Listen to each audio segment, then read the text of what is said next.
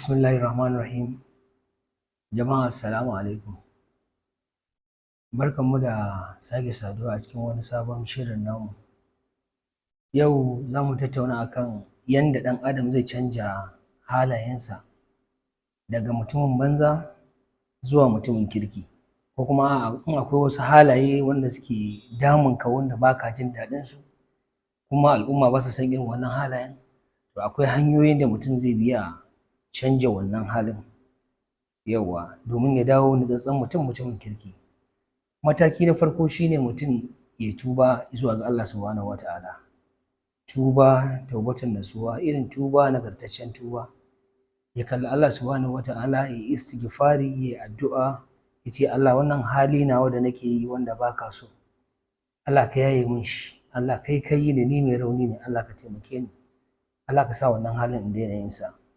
Na farko kenan.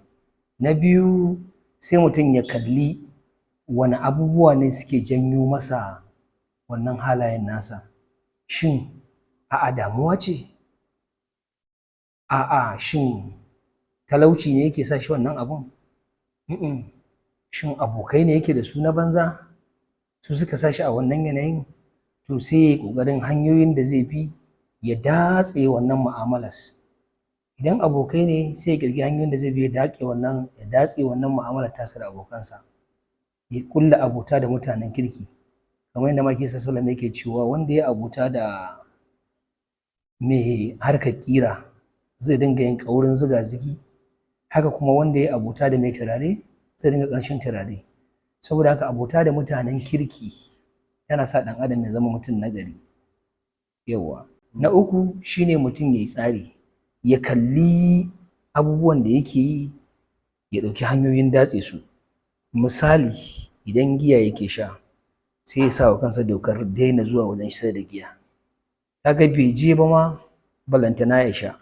Idan sigari ce sai ya haramta wa kansa siyan sigari, kaga bai je ya siya ba ballantana ya sha. Sannan kuma sai ya sa kansa target in ba zai iya daina sha gaba ɗaya ba. Misali, kamar a rana kana iya shan sigari kara 10, sai ka ce to shikenan Allah ya yarda daga yanzu zan rage ta koma kara 5, nan da sati mai zuwa zan rage ta koma kara 3, nan da sati na sama za ta koma kara 2, a haka har Allah ya yi masa wannan halin. Sannan kuma mutum ya kasance mai yawan istighfari a cikin wannan lokacin da yake son ya daina wannan halayyar, da kuma tunawa da Ubangiji domin dan shi zai canja wannan halayyar. Sannan na 4 shine ɗan adam idan ya ga yayi abun ya ƙi ci ya ƙi cinyewa, to zai iya neman shawarar masana ko malamai ko wasu wanda suke ƙwararru a harkar canja rayuwar ɗan adam, ya nemi shawararsu akan cewa ina fama da matsala iri kaza da iri kaza da iri kaza, na bi matakai kala-kala na ganin cewa na sauya, na zama mutumin kirki amma abun ya gagara, shin menene mafita? Don Allah ya yarda wannan ƙwararrun za su ba shi shawara ta gari wadda za ta amfane shi, kuma da ƙarfin ikon Allah zai canja. Sai na ƙarshe shine ana son mutum ya zama mai haƙuri da juriya, domin dole sai da haƙuri halaye suke iya canjawa.